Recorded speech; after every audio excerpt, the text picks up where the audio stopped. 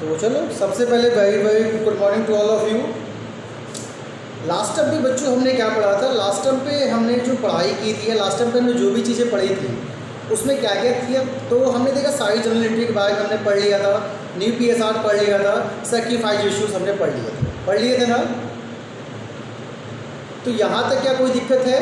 यहाँ तक तो कोई दिक्कत नहीं थी। आज बेटा क्या था कि जो सैक्रिफाइस इशू था उसी सैक्रिफाइस इशू जो आपको मैंने जर्नलिज्म बताया था, जर्नलिज्म और प्रॉफिट एंड लॉस। तो जर्नलिज्म की जो एंट्री बनती है इसी तरीके से आज हम एक स्पेशलिज्म के बारे में पढ़ेंगे जो कि पर्टिकुलर किसी एक चीज़ के लिए बनाते हैं। आपने ध्यान दिया होगा मैंने 11th में एक चैप्टर पढ़ाया था, उसका नाम था provision and reserve. Provision and reserve, उसमें मैंने आपको बताया था प्रोविजंस के बारे में और रिजर्व के बारे में बताया था कि प्रोविज़न जो होते हैं वो किसी पर्टिकुलर चीज़ के लिए बनाए जाते हैं, लेकिन जो बेटा रिजर्व होता है वो सभी के लिए होता है। जिस तरह जो जनरल रिजर्व है, जनरल रिजर्व जब भी कोई भी कंपनी जनरल रिजर्व बनाती है तो इन फ्यूचर होने वाला कोई भी नुकसान वो जनरल रिजर्व से दिया जाता है। लेकिन जब बात की जाती है पर्टिकुलर किसी भी रिजर्व की, जिस तरह ये वर्कमैन कंपनसेशन रिजर्व, तो ये सिर्फ वर्कमैन को जो आपके एम्प्लॉयज़ हैं उनको कंपनसेट करने के लिए जो हम रिजर्व बनाते हैं बेटा, that is called a workman compensation reserve. इसका यूज़ किसी अनदर लॉस को फुलफिल करने में नहीं किया जा सकता। अगर इस रिजर्व का यूज़ किसी अनदर लॉस को फुलफिल करने में आपको करना है तो सबसे पहले हम वर्कमैन कंपनसेशन रिजर्व को जर्नलिज्म में डालते हैं और जर्नलिज्म में ट्रांसफ़र करने के बाद तब हम इसे किसी भी लॉसेस को फुलफिल कर सकते हैं। बट अगर आप ये सोचो कि डायरेक्टली इस रिजर्व से किसी भी लॉस को फुलफिल किया जाए तो बेटा वो फुलफिल नहीं हो सकता। आइए बात की जाती है वर्कमैन कंपनसेशन रिजर्व की। इस रिजर्व में होता क्या है, पार्टनरशिप में इसका ट्रीटमेंट किस तरीके से किया जाता है या पार्टनरशिप में इस अकाउंट को कैसे बनाते हैं। तो आइए देखते हैं। जब भी बेटा पार्टनरशिप में वर्कमैन कंपनसेशन रिजर्व आएगा तो सिंपल सी चीज़ है, इसकी एंट्री जिस तरीके से हम जनरल रिजर्व की बनाते थे सेम एंट्री हम वर्कमैन कंपनसेशन रिजर्व की बनाएंगे। एंट्री क्या बनेगी? Workman compensation reserve account debit, workman compensation reserve account debit. मैं यहाँ पर शॉर्ट फॉर्म में लिख रहा हूँ, आप इसे फुल फॉर्म में लिख लेना। W का मतलब वर्कमैन, C का मतलब कंपनसेशन, R का मतलब आपका जनरल रिजर्व या रिजर्व। तो workman compensation reserve account debit to old partners capital account. समझ में आया बच्चों?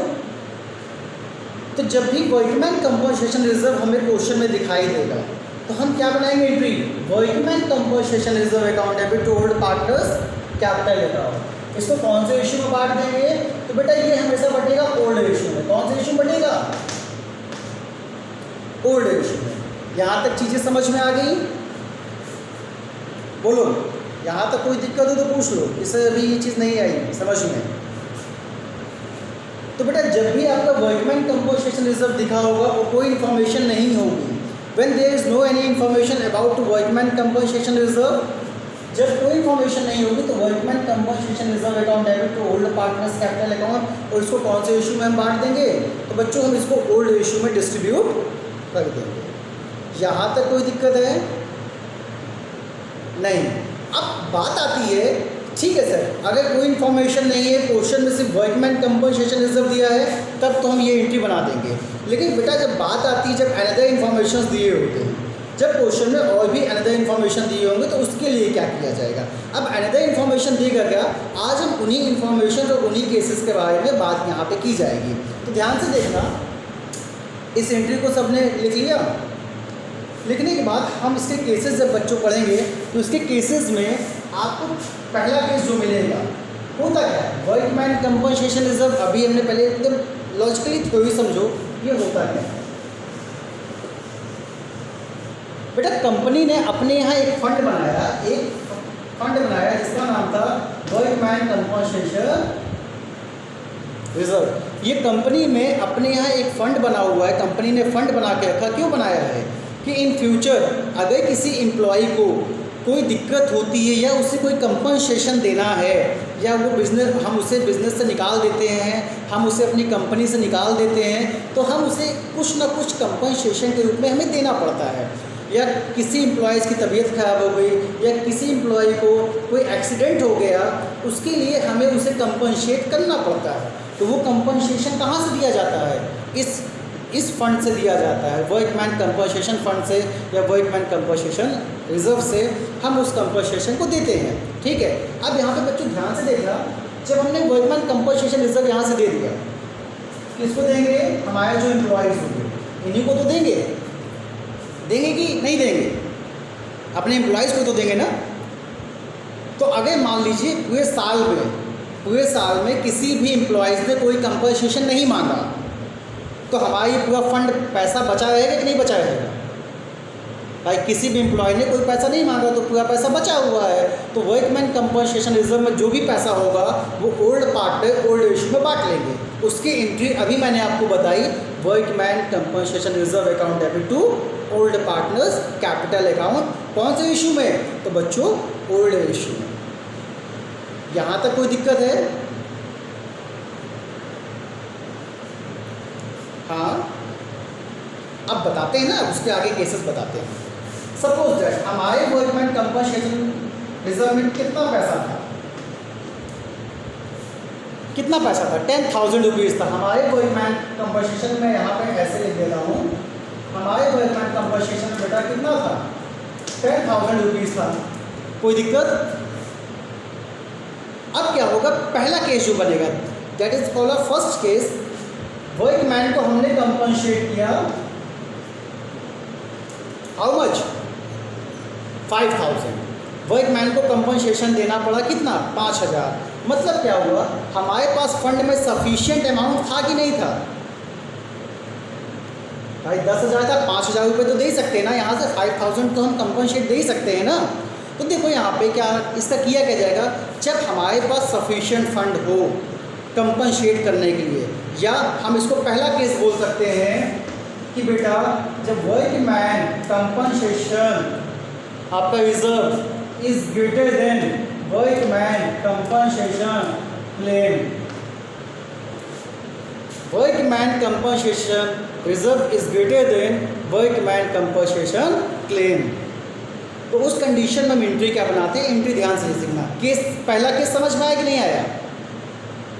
जब हमारे पास फंड में जो पैसा है वो क्लेम से ज़्यादा हो, समझ में आया? तो बच्चों देखो हम एंट्री क्या बनाते हैं, एंट्री को ध्यान से देखना।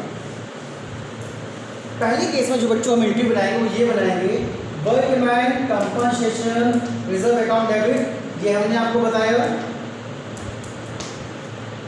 अभी इसके पहले वाले एंट्री में आपने यही तो बनाया था, workman compensation reserve account debit to old partner बनाए थे ना। अब यहाँ पे क्या बनाएंगे? Workman compensation reserve account debit, इसके बाद हमने क्या दिया? वर्कमैन कंपनसेशन क्लेम दिया है ना, तो उसकी एंट्री बनाएंगे to workman compensation claim account, यहाँ पे अकाउंट लिख देना। तो workman compensation reserve account debit to workman compensation claim account, ठीक है। इसके बाद बच्चों जो पैसा बचेगा वो ओल्ड पार्टनर्स में बढ़ जाएगा। हम यहाँ पे लिखेंगे to old partners capital account, to old partner capital account. अब ध्यान से मेरी बात देखना, हमारे पास वर्कमैन कंपनसेशन रिजर्व था कितना? 10,000 था कि नहीं था? हमारे पास रिजर्व में पैसा था 10,000, हमने बेटा क्लेम कितना दिया? 5,000। बचा कितना?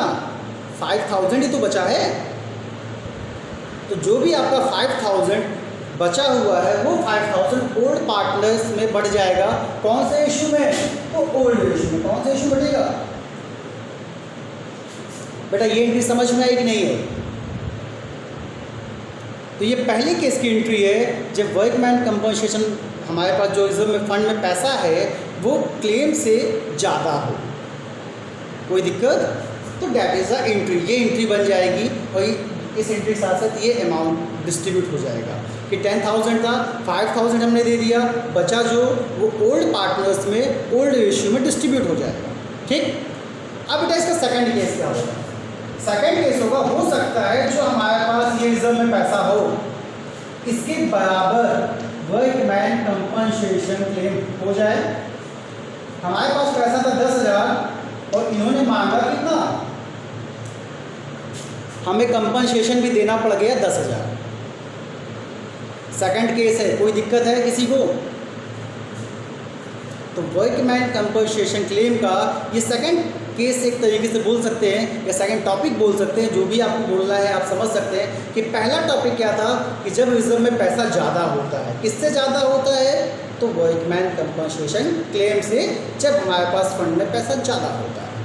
दूसरा केस क्या है बच्चों? तो दूसरा केस ये है कि जब workman compensation reserve is equal to workman compensation claim, कि जब वर्कमैन कंपनसेशन फंड में पैसा जो है वो उसके क्लेम के बराबर हो जाता है, तो उस कंडीशन में करना क्या है बेटा? एंट्री सेम बनेगी, बस यहाँ से ये हट जाएगा।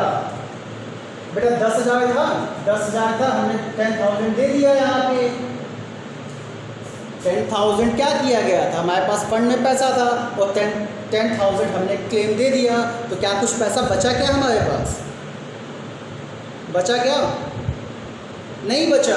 तो जब नहीं बचेगा तो ओल्ड पार्टनर को नहीं मिलेगा। अगर पैसा कुछ बचा होता तभी ओल्ड पार्टनर को मिलता, लेकिन यहाँ तो पैसा बचा ही नहीं था, तो एंट्री क्या बन गई? Workman compensation reserve account debit to workman compensation claim account. यहाँ तक कोई दिक्कत है बच्चों? दोनों केस समझ में आ गए? अब बेटा तीसरा केस क्या होगा? तीसरा केस हो सकता है कि इससे ज़्यादा हो जाए। भाई हमारे पास जो फंड में पैसा है उससे ज़्यादा वर्कमैन कंपनसेशन क्लेम हो जाए। कैसे? अगर मान लो फंड में पैसा था हमारे पास 10,000, तो मांगा कितना गया? 15,000, 12,000, 11,000, जो भी आपको समझ में। एज ए एग्जाम्पल मैं यहाँ पे आपको बता रहा हूँ, आपकी बुक में जो भी लिखा होगा वो आपके सामने होगा, ठीक है? तो यहाँ पे बच्चों क्या था कि यहाँ पे हमारे पास फंड में पैसा था 10,000 और जबकि जो ये क्लेम किया गया वो है 15,000 का। तो ये बताओ बच्चों 5,000 एक्स्ट्रा जाएगा कि नहीं जाएगा? कैसे? अब देखो एंट्री कैसे बनानी है बेटा। एंट्री में कोई चेंजेस नहीं आएगी, एंट्री यही बनेगी। वर्कमैन कंपनसेशन आपके फंड में कितना था? 10,000, जबकि वर्कमैन कंपनसेशन क्लेम कितना हुआ? 15,000। अब बेटा आपको पता है कि debit is equal to credit होता है। 5,000 डेबिट में बैलेंस बचेगा कि नहीं बचेगा? 5,000 डेबिट में बैलेंस बचेगा ना, तभी तो दोनों 15 होगा। अब इस 5,000 को लिखेंगे क्या? तो बेटा ये 5,000 हमारा नुकसान है, लॉस है, हमें अपनी जेब से देना पड़ेगा, हमें अपने बिजनेस की कैपिटल से देना पड़ेगा, तो ये हमारा नुकसान होगा। तो इसे हम क्या लिखेंगे? Revaluation account. क्या लिखेंगे? तो बेटा एंट्री समझ में आई क्या बनेगी? जब पैसा एक्सेस हो जाएगा, एक्सेस दिया जाएगा, तो उस कंडीशन में एंट्री क्या बनेगी? Revaluation account debit workman compensation fund account debit to workman compensation claim account, and that is the amount of a 15,000 claim. Any doubt to anyone? If you have any doubt then ask me. Any doubt? No. चलिए move on next topic. अभी तक बच्चों हमने कितने cases पढ़ लिए? 4 cases. 4 हो गए ना? 3 और 1 जब कोई इन्फॉर्मेशन नहीं दी होती है, सिर्फ हमारे पास रिजर्व में पैसा होता है, तो 4 हो गया। आइए मैं आपको यहाँ पे लिख के दिखाता हूँ कौन कौन से 4 केस। बस बेटा ये fully workman compensation claim is completed. Fully workman compensation claim is completed. इसके बाद वर्कमैन कंपनसेशन का कोई भी केस नहीं बनता। आइए देखते हैं, बात की जाती है कि हमने इसमें कौन कौन से केस पढ़े। तो बेटा वर्कमैन कंपनसेशन रिजर्व से रिलेटेड हमने यहाँ 4 केसेस पढ़े। ये बच्चों 4 केसेस कौन से थे? पहला केस जब कोई भी इंफॉर्मेशन ना हो, no other information, no other information about claim. जब क्लेम के बारे में कोई भी इंफॉर्मेशन ना हो तो सीधी सीधी एंट्री क्या बन जाती है? Workman compensation reserve account debit to old partner capital account. भाई पूरा पैसा बचा होगा और उसको ओल्ड पार्टनर्स आपस में बांट लेंगे, ठीक है। फिर दूसरा पढ़ा workman compensation reserve is greater than workman compensation claim. जब वर्कमैन कंपनसेशन रिजर्व का जो पैसा होता है वो वर्कमैन कंपनसेशन क्लेम से ज़्यादा होता है, तो उस कंडीशन में हमने दूसरा केस पढ़ा। इसकी बच्चों हमने एंट्री क्या पढ़ी, workman compensation reserve account debit to workman compensation claim account, और बाकी जो पैसा बचेगा वो ओल्ड पार्टनर में ओल्ड रेशियो में डिस्ट्रीब्यूट हो जाएगा। तो उसके बाद एंट्री क्या हो जाएगी, to old partners in a old ratio. Workman compensation reserve account debit to workman compensation claim to old partners. कोई दिक्कत। थर्ड केस हमने पढ़ा जब workman compensation reserve is equal to workman compensation claim. जब बच्चों ये दोनों इक्वल हो जाता है, जो आपका रिजर्व है वो आपके क्लेम के इक्वल हो जाता है, तो बच्चों इस कंडीशन में हमने जो पढ़ाई की वो क्या की, इसमें एंट्री क्या बनाई, workman compensation reserve account debit to workman compensation claim account. बस क्योंकि पैसा कुछ बचेगा नहीं तो ओल्ड पार्टनर्स को कुछ मिलेगा नहीं। चौथे केस में हमने पढ़ा जब workman compensation reserve is less than workman compensation claim. जब आपका रिजर्व आपके क्लेम से कम हो जाता है तो उस कंडीशन में जो एंट्री बनती है, यहाँ पे आपको लॉस होता है। आपको 10,000 रुपीज़ अपने पास से देना पड़ता है क्योंकि फंड से ज़्यादा आपका क्या हुआ, फंड से ज़्यादा आपसे ज़्यादा पैसा मांगा गया। तो जो 10,000 का लॉस है उससे हम कहाँ डाल देते हैं, तो जो भी लॉस होगा उससे हम रीवैल्यूएशन अकाउंट में ट्रांसफ़र कर देते हैं। बच्चों इस 4 केस के अलावा कोई 5वां केस इसमें नहीं आता है। यहाँ तक कोई दिक्कत हो तो पूछ लो कि सर अभी हमें यहाँ पे प्रॉब्लम है, यहाँ नहीं समझ में आया, यहाँ नहीं समझ में आया, और भी कोई चीज़ जो ना समझ में आई। किसी बच्चे को कोई डाउट हो, any doubt to anyone in any particular thing, then ask me, I will tell you each and everything in a simplest way. हाँ बोलो बेटा। किसी भी बच्चे को कोई भी डाउट हो तो पहले मुझसे पूछ लो, यहाँ तक में, इसके बाद हम आगे आपको नया टॉपिक पढ़ाते हैं तब कुछ समझ में आएगा। ये चार चीज़ें वर्कमैन कंपनसेशन रिजर्व से रिलेटेड थे। कोई भी डाउट हो तो पहले पूछो तब आगे बढ़ो। तो बेटा आज की डेट में जो ये टॉपिक मैंने कंप्लीट किया, वर्कमैन कंपनसेशन, आपका जो वर्कमैन कंपनसेशन फंड है, आपके पास चाहे NCERT हो, चाहे आपके पास कोई भी रेफरेंस बुक हो, कोई भी चीज़ हो, कोई भी बुक हो, इससे रिलेटेड टॉपिक पार्टनरशिप, एडमिशन और पार्टनरशिप चैप्टर को लिएगा। इससे रिलेटेड जो भी क्वेश्चंस हैं आप उन्हें लगा लीजिएगा। If you have any problem then आप मुझसे पूछिएगा, मैं वो सारी दिक्कतों को आपकी सॉल्व कर दूँगा। कोई दिक्कत